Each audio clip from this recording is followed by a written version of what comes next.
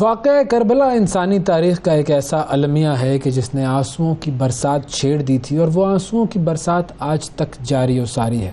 حضرت امام حسین علیہ السلام کے مدینہ سے مکہ مکرمہ اور پھر کربلا تک کے سفر کی رویداد اگر چھیڑی جائے تو دل میں اداسی کی لہریں امڑنے لگتی ہیں۔ انہوں نے مکہ مکرمہ سفر کرنے سے پہلے ایک وصیت تحریر کی تھی، جس میں انہوں نے اس سفر کے مقاصد بیان فرمائے، اور اس کے بعد رات کو اپنے اہل خانہ اور احباب کے ساتھ سفر شروع کیا۔ 5 روز بعد جب وہ مدینہ پہنچے تو وہاں لوگوں نے ان کا جوش و خروش سے استقبال کیا۔ کچھ عرصہ وہاں رہے اور پھر انہیں مسلم بن عقیل کا خط موصول ہوا کہ جس میں انہیں کوفہ آنے کی دعوت دی گئی۔ چنانچہ وہ 3 ذی الحج 60 ہجری کو کوفہ کے لیے روانہ ہوئے۔ اپنا وہ یہ سفر مکمل نہ کر سکے اور کربلا کے میدان میں انہیں خیمے گاڑنے پڑے، اور اس کے بعد جو کچھ ہوا وہ ایک تاریخ کا لہو رنگ باب ہے۔ اس پورے سفر سے متعلق بات کریں گے۔ ہمارے ساتھ آج موجود ہیں معروف عالم دین پروفیسر ساجد محمود الزہری صاحب۔ السلام علیکم۔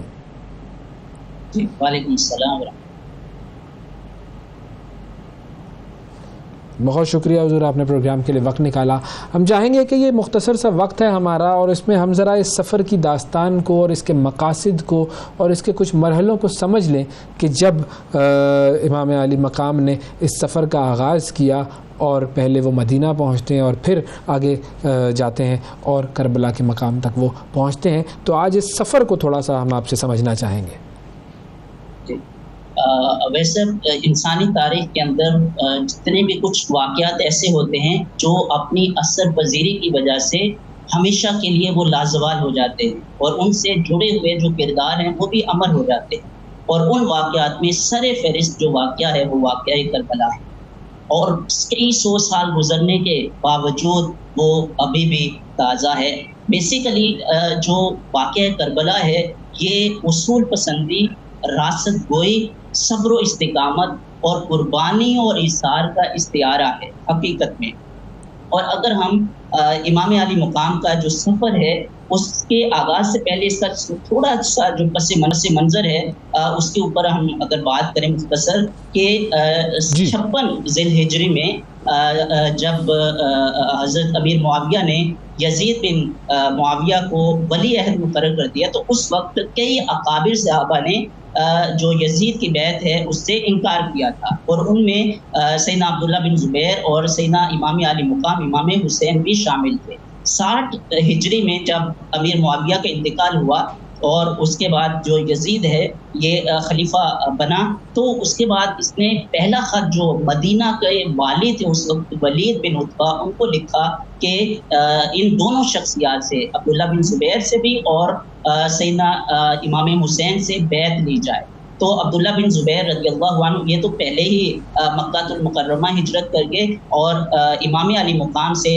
جو ہے وہ ولید بن عتبہ نے ملاقات کی، اور اس کے لیے بھی ولید بن عتبہ جو ہیں یہ عافیت پسند انسان تھے بنیادی طور پر، اور یہ خود تذبذب کا شکار تھا کہ کس طریقے سے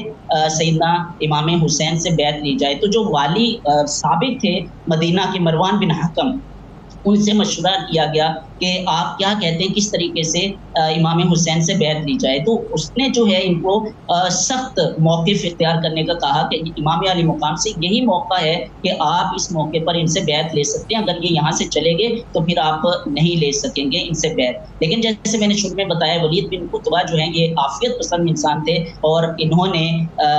یہ واضح طور پر انکار کر دیا کہ امام علی مقام کا جو ہے ان کو پریشرائز کرنا یا ان کو کسی بھی طرح سے اذیت دینا یہ میں مول نہیں لے سکتا ہوں۔ اور سیدنا امام حسین مدینہ المنورہ سے مکہ المکرمہ ہجرت کر گئے۔ اب مکہ المکرمہ میں راستے میں جاتے ہوئے کئی اکابر صحابہ سے آپ کی ملاقات ہوئی، اور انہوں نے آپ کی ڈائریکشن کے بارے میں پوچھا کہ حضرت آپ کہاں جا رہے ہیں؟ تو امام علی مقام نے فرمایا کہ میں مکہ المکرمہ جا رہا ہوں۔ تو ان صحابہ نے بھی آپ کو یہی عرض کیا کہ آپ مکہ المکرمہ میں ہی اسٹے کیے رکھیں، اور کوفہ یا دیگر جو عراق ہے بصرہ اس طرف آپ ہجرت نہ کریں۔ امام علی مقام جب مکہ المکرمہ تشریف لاتے ہیں اور وہاں پہ آپ اسٹے کرتے ہیں تو کوفہ سے بدستور آپ کو بڑے جو خطوط ہیں وہ موصول ہوتے ہیں کہ ہم کیونکہ کوفہ میں یہ خبر پہنچ چکی تھی کہ امام علی نے یزید کی بیعت کرنے سے انکار کر دیا ہے، تو کوفہ والوں نے ایک سلیمان بن سرد الخزاعی اس کے گھر میں ایک میٹنگ کی. جتنے بھی بڑے بڑے ماہدین تھے کوفہ کے, انہوں نے ڈیسائیڈ کیا کہ ہم امام علی مقام کو یہاں پر دعوت دیتے ہیں اور ان کی بیعت کرتے ہیں, اور یزید کی بیعت سے ہم انکار کریں گے. اور خطوط جو ہیں وہ بھیجے جا رہے ہیں اور بدستور بھیجے جا رہے ہیں, لیکن امام علی مقام نے حکمت اور دانش مندی کا مظاہرہ اس طریقے سے کیا آپ نے کہ خود جانے کی بجائے خطوط کی بنیاد پر آپ نے اچھا زاد بھائی مسلم بن عقیل کو بھیجا کہ آپ کوفہ جائیں, وہاں کے حالات کا جائزہ لیں, اور اگر آپ کو حالات وہاں کے موافق اور مناسب لگیں تو پھر آپ مجھے خبر دیں تو میں وہاں پہ جاؤں گا. مسلم بن عقیل جب وہاں پہ جاتے ہیں تو واقعتاً کوفہ کی اس وقت جو فضا تھی اور لوگوں کا جو ایک جوش و جذبہ تھا امام علی مقام کو لے کر کے, وہ بہت بلند تھا. اور جو بھی قافلہ مدینہ سے یا مکہ المکرمہ سے آتا تھا تو ان کو لگتا تھا کہ سیدنا امام علی مقام تشریف لائے ہیں, اور یہ نعرے لگتے تھے کوفہ کی فضاؤں میں, مرحبا بابن رسول اللہ, مرحبا بابن رسول اللہ, اللہ کے رسول کے بیٹے کو خوش آمدید اور ویلکم کہتے ہیں. تو مسلم بن عقیل نے جب یہ فضا دیکھی اور لوگوں کا جوش و جذبہ اور ولولہ دیکھا, اور 18,000 تاریخ کی جو روایات ہیں 18,000 کوفیوں نے مسلم بن عقیل کے ہاتھ پر بیعت بھی کر لی امام علی مقام کے لیے. تو اس چیز کو دیکھ کر مسلم بن عقیل نے خط لکھ دیا امام علی مقام کو کہ یہاں پہ حالات جو ہیں وہ سازگار ہیں, آپ تشریف لے آئیں. اور بعد میں جو کوفہ کے گورنر تھے نعمان بن بشیر, یہ بھی ایک عافیت پسند انسان تھے اور رحم دل اور شفیق تھے, لیکن جب امام علی مقام کا پتہ چلا کہ وہ مکہ المکرمہ سے کوفہ کی طرف سفر کر رہے ہیں, شروع کر دیا ہے, تو ان کو ہٹا کر ابن زیاد جو ایک فاسق اور ظالم شخص تھا, اس کو کوفہ کا جو گورنر ہے وہ بنا دیا گیا. اور پھر ابن زیاد نے مسلم بن عقیل اور ان کے 2 شہزادوں کو شہید کروایا, اور پھر جو عمر بن سعد اور حر کو, عمر بن سعد کو 4,000 سپاہیوں کے ساتھ اور حر کو 1,000 سپاہیوں کے ساتھ بھیجا کہ آپ نے امام علی مقام کے کو روکنا ہے وہیں پر, اور ان کو کوفہ تک نہیں آنے دینا ہے. اور پھر جو ہے وہ دریائے فرات کے کنارے کربلا کے مقام پر امام علی مقام اپنے جو 82 افراد تھے جو آپ کے خانوادہ نبوت کے, اور باقی جو موالی اور غلام اور جانثاران حسین, ان کے ساتھ آپ نے اسٹے کیا. اور اس کے بعد پھر جو 10 محرم الحرام 60 ہجری کو جو ایک المناک اور غم انگیز واقعہ جو پیش آیا, جو انسانی تاریخ میں ایک ایسا المناک اور غم انگیز واقعہ ہے جو ہمیشہ جو ہے وہ ایک لوگوں کے لیے اور مسلمانوں کے لیے جو اصول پسند ہیں اور جو راست گو ہیں اور صبر و استقامت کی راہ پر چلنے والے ہیں, ان کو ایک سبق دیتے رہیں گے. اور ویسا یہاں پہ ایک چیز میں ضرور مینشن کروں گا کہ اسلامی سال کا جو آغاز ہے وہ محرم الحرام سے ہوتا ہے, اور اس کا جو اختتام ہے وہ ذوالحج پر ہوتا ہے. اور یہ ایک میسج ہے مسلمانوں کے لیے کہ اسلامی زندگی کا آغاز بھی قربانی سے ہے, اور اسلامی زندگی کا جو اختتام ہے وہ بھی قربانی سے ہے. لہٰذا ایک مسلمان کی جو زندگی ہے وہ قربانی سے عبارت ہونی چاہیے اور سیکریفائز کرنے کے سے عبارت ہونی چاہیے. بالکل صحیح. اچھا, اب میں یہ بھی جاننا چاہوں گا کہ دیکھیں اب ہم اس سفر کو ذرا تقسیم کرتے ہیں کہ پہلے مدینہ سے مکہ کی طرف, اور پھر مدینہ سے مکہ سے کربلا کی طرف امام علی مقام کا سفر ہوا. اب جی اچھا, اب میں اس طرف آنا چاہوں گا کہ اس سفر میں آپ کے ساتھ جب مدینہ سے مکہ اس وقت کون لوگ تھے, اور پھر مکہ سے جب وہ آگے بڑھے تو پھر ان کے ساتھ کون کون لوگ تھے؟ جی, اویس صاحب, جب آپ مدینہ المنورہ سے مکہ المکرمہ کے لیے عازمی سفر ہوتے ہیں تو 82 افراد جو آپ کے خانوادہ نبوت سے تعلق رکھتے تھے اور کچھ آپ کے موالی اور غلام وہ شامل تھے. اور مکہ المکرمہ سے جب آپ نکلتے ہیں کوفہ کے لیے تو کئی لوگ جو ہیں وہ آپ کے ساتھ شریک ہو جاتے ہیں, کئی قبائل کے لوگ آپ کے ساتھ شریک ہوتے ہیں, اور یہ تعداد جو ہے وہ بہت زیادہ ہو جاتی ہے. لیکن جب آپ کو کوفہ پہنچنے سے پہلے ایک مقام ہے زنوا کے نام سے غالباً ایک مقام ہے جہاں پر آپ پہنچتے ہیں، اور وہاں پر آپ کو یہ جب خبر ملی کہ مسلم بن عقیل اور ان کے 2 شہزادوں کو شہید کر دیا گیا ہے، تو سیدنا امام علی مقام کو معلوم ہو گیا کہ کوفہ والوں نے جو ہے وہ بے وفائی کی ہے اور بغاوت کر دی اور سرکشی ہو گئی، اور پھر آپ نے سارے لوگوں کو جمع کیا اور آپ نے خطبہ ارشاد فرمایا کہ کوفہ والوں نے جو کیا ہے وہ ان کے سامنے رکھا، اور آپ نے فرمایا کہ اب بھی جو ہمارے ساتھ رفتے سفر باندھنا چاہتے ہیں اور اس کو کنٹینیو رکھنا چاہتے ہیں وہ ہمارے ساتھ رہ سکتے ہیں، اور جو واپس جانا چاہتے ہیں ان کے لیے آزادی ہے، وہ واپس جا سکتے ہیں۔ تو اس وقت کئی جو لوگ ہیں وہ اس چلے گئے جن کے ایمان کمزور تھے، اور جنہوں نے اس طریقے سے ایک نقشہ دیکھ لیا کہ آپ کوفہ کے حالات ایسے نہیں ہیں کہ وہ امام علی مقام کو اس طریقے سے ویلکم کریں، خوش آمدید کہیں یا ان کے ہاتھ پر بیعت کریں، وہ سارے جو ہیں وہ اچھا، پیچھے یہ ہٹ چکے لوگوں کی ہیں۔ مینٹیلٹی کیا تھی؟ میں اس بات کو آج تک سمجھنے سے قاصر ہوں کہ جانتے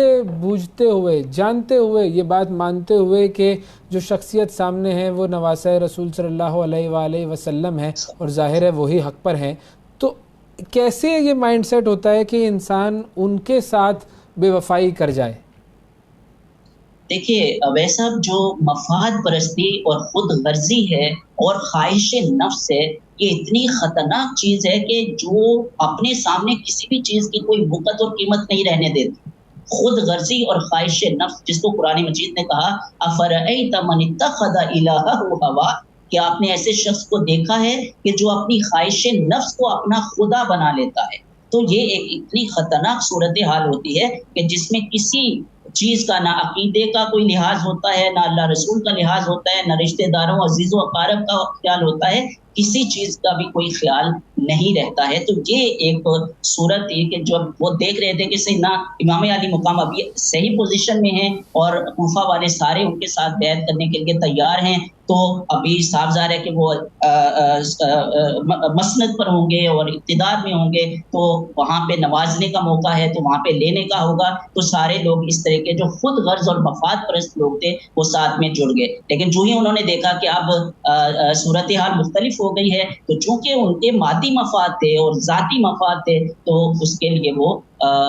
حق کا رستہ چھوڑ کر وہ دنیا کے رستے اور باطل کے رستے کو انہوں نے اختیار کر لیا۔ تو یہ جو مینٹیلٹی ہے خود غرضی کی اور مفاد پرستی کی، یہ بڑی خطرناک ہے، خود غرضی والی۔ اور ایک مینٹیلٹی اس کے اپوزٹ مینٹیلٹی ہے، ایک وہ ہے جو ان کے ساتھ ہیں اور وہ حق کے ساتھ کھڑے ہوئے ہیں، وہ مینٹیلٹی بھی ذرا بتائیے گا۔ سبحان اللہ، وہ تو ایسی مینٹیلٹی ہے اب ایسا کہ وہ اپنے اصولوں کے اوپر کبھی کمپرومائز نہیں کرتے ہیں۔ ان کے جسموں کو، ان کی گردنوں کو آرے کے ساتھ چیر دیا جاتا ہے، وہ ہر چیز کو، ان کے خانوادے کو، ان کے بچوں کو، ان کے مال و دولت کو، ہر چیز کو تباہ کر دیا جائے، ختم کر دیا جائے، لیکن وہ اپنے اصولوں کے اوپر کبھی کمپرومائز نہیں کرتے ہیں، حق کے راستے کو کبھی جو ہے وہ نہیں ترک کرتے ہیں، اور ہمیشہ اس کے اوپر ثابت قدم رہتے ہیں استقامت کے ساتھ، اور ایسے استقامت کا پہاڑ بن جاتے ہیں کہ خود باطل قوتیں جو ہیں وہ اپنا ظلم و ستم جو ہے وہ بھی ان کے سامنے سرنڈر کر جاتا ہے۔ اس طریقے سے وہ استقامت کے پہاڑ ہوتے ہیں۔ تو ایسے لوگ بالکل اسلامی تاریخ کے اندر بھی موجود ہیں، اور آج بھی ایسے لوگ موجود ہیں کہ جو کبھی بھی اپنے اصول کے اوپر اور حق کے اوپر جو ہے وہ کمپرومائز نہیں کرتے ہیں، اور کسی بھی صورت میں اور کسی بھی حالت میں اس کو ترک اور اس کو چھوڑتے نہیں ہیں۔ اور یہی وہ نفوس قدسیہ تھے جو امام علی مقام کے ساتھ موجود تھے، جنہوں نے ہر چیز کی قربانی دی، لیکن امام علی مقام کا جو حق کا رستہ تھا اس کو نہیں ترک کیا اور اس کو نہیں چھوڑا۔